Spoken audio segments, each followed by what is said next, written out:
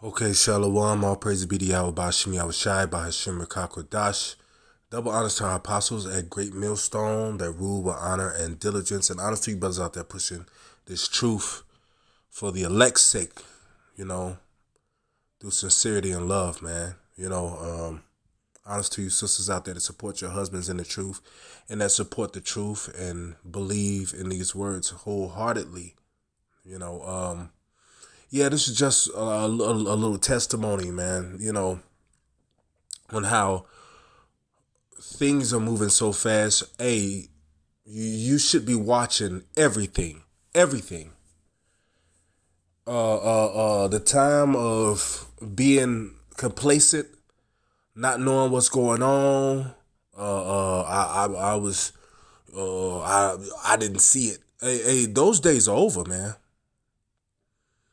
Because eventually, what's gonna come down to is one day a brother is gonna tell you something that could save your life. And if you're not watching, if you're not being vigilant and watching, you could miss it. Happened to me today. Hold on a second. Yeah, well, I'm back. Let me check and see. Yeah, I'm back. Yeah, today, I started feeling sick in my body. This is a testimony that happened to me earlier today, just a few hours ago, maybe. I started feeling sick in my body. I started feeling weak. Started, sweating, spitting out cold. My chest started feeling tight. Started feeling like pain in my lung area. And all day I had been talking back and forth with the. Now it just hit out of nowhere. I had been feeling a little crazy. You know what I'm saying? I had a cold. I was sniffling during the night, but I slept well last night. And I woke up this morning feeling good.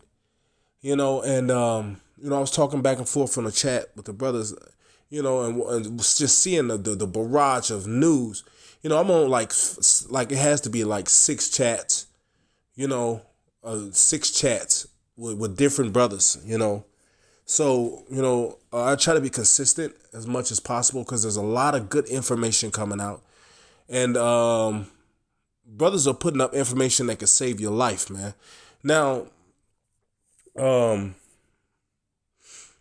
I started feeling sick, and earlier I remember I was reading an article that a brother posted, and he said the article said, yeah, copper is is the best way to kill viruses. It should be everywhere. And I remembered that I had a copper cistern that I had bought, earlier. Let me see if I can find it. Hold on, just a second. Yeah, so I had bought this copper cistern some months back, and I forgot I put it up somewhere. Forgot I had it, and a brother posted an article and said that copper can kill is most effective at killing any virus, and I looked at that. I said, wow. And I said, look, I got that copper cistern. So what I did was, as soon as I saw that, I went and filled that cistern up with water. And the directions on there is you're supposed to wait 4 hours until it's effective, right? So I sat down at the computer and I was, looking at videos, scrolling through, looking at the brothers online, looking at all this stuff that's going on in the world, and I was still dealing with that, you know, feeling like it was starting to get hard for me to breathe. My lungs felt like they had weight on them. I mean, no shit. My nose was running. I didn't have no fever. You know what I'm saying? I don't remember. I don't know if I had a fever or not. I didn't feel hot. But I was spitting out mucus, and I was feeling lethargic. So I went. The first thing I did was I was like, well, let me go send a prayer request for the brothers, to send a prayer up for me, because prayer works. It's most effective when you're praying with somebody else. Two or three witness. Two or three gathered in the Lord's name. So I usually what I do is I'll send out if I'm feeling sick, I'm gonna send out a text, But I was feeling sick and I went to open my phone from unlock, and how you have that emergency. I accidentally hit the 911 call. Now when I called 911, usually when you call 911, there's a person comes on the line. It's like 911, a dispatch person, right? When I hit 911 on accident, I'm thinking, I open up the phone, I just hear a woman start talking. So I look down and it said 911 SOS on my phone. And it was a prompter. It was not a person. It was a prompter. And that's the first time that ever happened that I know of, right? First time that ever happened. So this prompter said, yeah, if you're having problems, don't come in. It said just stay on the line, and eventually we'll send a police unit to that area to patrol, and then after that, it said we're gonna say this in 5 other languages. So if I was having a heart attack, I would have been fucked right there, cause that shit took about a good 6 minutes. This is what times we living in, y'all. I read an article the other day. The police are only answering murder or big crimes. So if a woman gets raped, you're not gonna be able to call nobody. What you gonna? They not gonna come to save you. That's how bad it is out here. So I hung up and I was finna go put the prayer request in, and then 911 called me back like, "Hello, this is 911. Is everything okay?" I never had 911 call me back. Never happened. I was like, yeah, you know what? Yeah, it's okay. It was an accident. They said, okay. And so after that, I hung up with them, and then an ambulance called me. It was like, hello, is everything okay? And I told them, I was like, no, I accidentally called 911 on accident, and I hung up, and they called me back, and then you guys called back. Yeah, oh yeah, okay. So could have been a test, to see if I was gonna make flesh my arm. But I went, I hung up with them. I went and opened the chat up and sent out a prayer request. Now, by this time, I'm going through it. I'm suffering. I'm to the point where I'm leaned back in my chair. My daughter's crying, because she's scared, because everything on the TV, commercials, everything is this fucking disease. So my daughter can't even escape that shit. She goes to sign into YouTube and accidentally hit the wrong button. They talking about this damn disease, But the spirit, I'm suffering. I'm like, waiting for the brothers, and the spirit told me look up, and I looked up and I seen this copper cistern, and I remembered that article that I read earlier, and the spirit told me take a sip of that water out of that cistern, and I opened this up and I took a sip of water out of it, and it was like more of like a nice gulp. And when I did, it felt like something released in my chest and went down into my stomach, and I immediately, the mucus started drying out of my throat. My throat wasn't feeling swollen anymore. Right now, I don't feel nothing, But I'm making this lesson for the point is you got to be on your watch, because if I had just been lacking out here, not paying attention to what's going on, not saying in that situation, I could have fucking died, man. At least I felt like I was about to leave here. It's gonna get deadly serious, man. There is no reason at all that brothers shouldn't be on their watch. No reason, because you could miss something that could save your life, man, and the Lord could kill you for that because you're being complacent. Because you're being complacent, man. So we don't want that to happen. We don't want to get complacent, man. We not home yet. Yeah, these things are coming. But we just scratching the surface of Jacob's trouble. the water Yahweh Shemi I was shy for deliverance, man. You know, in that instant.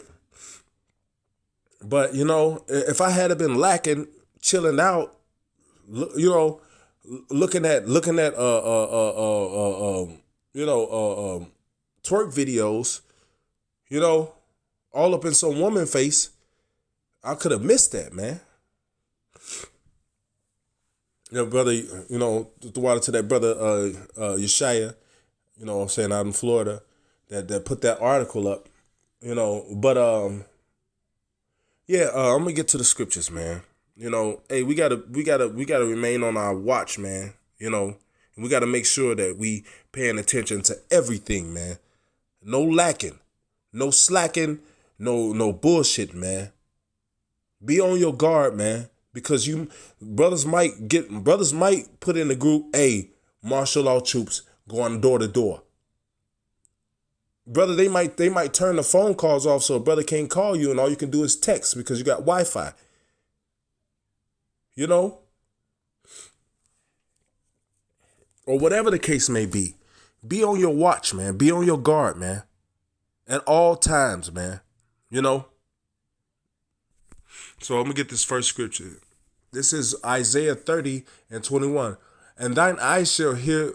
Wait, hold on.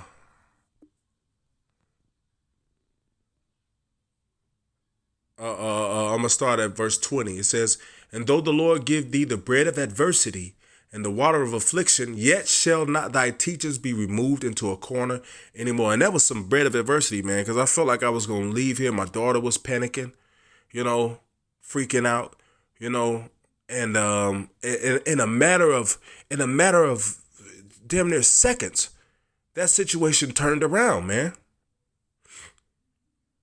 It says, but thine eyes shall see thy teachers, and thine ears shall hear a word behind thee saying, this is the way, walk ye in it. When ye turn to the right hand, or when ye turn to the left. What does that mean? That means you're supposed to be looking.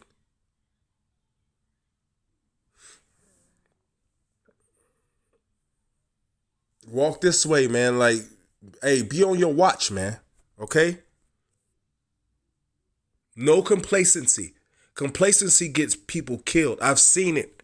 One time when I was in the military, we were coming in and we were supposed to unload our weapons. A man didn't unload a 50 cal. He was getting it off the Humvee, and the guy on the back of the 50 cal dropped it, and it blew his head open like a banana peel. Complacency will get you killed, man. There was nothing but two flaps of skin on both sides of where this man's head was. Because why? He got complacent. He got comfortable.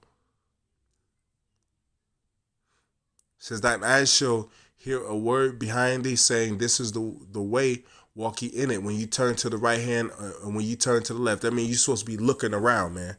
You're supposed to be watching. You're supposed to be vigilant. Okay? You're supposed to be checking shit out. If you hear a funny noise outside and you ain't sleep, man, don't just lay there. Get up and check it out, man. It's that serious. Of a few seconds could save your life, man. You know? Salakia, I got another scripture. This is Matthew 24:42.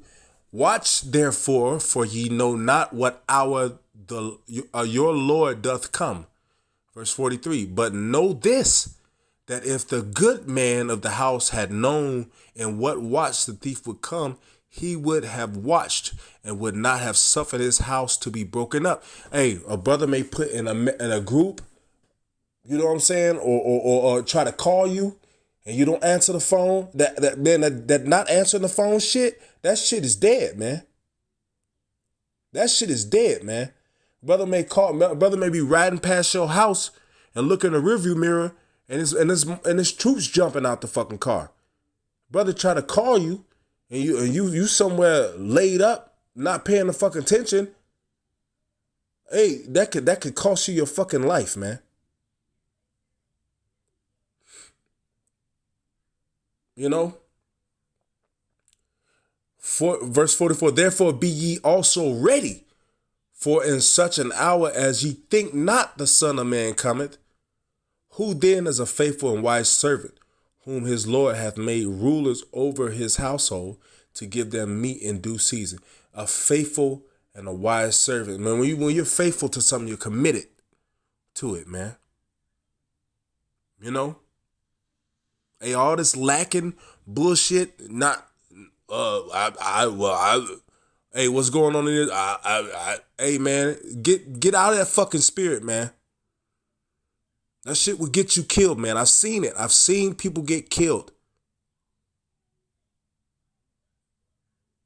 Another story. When I was in Iraq, I was on the second gate.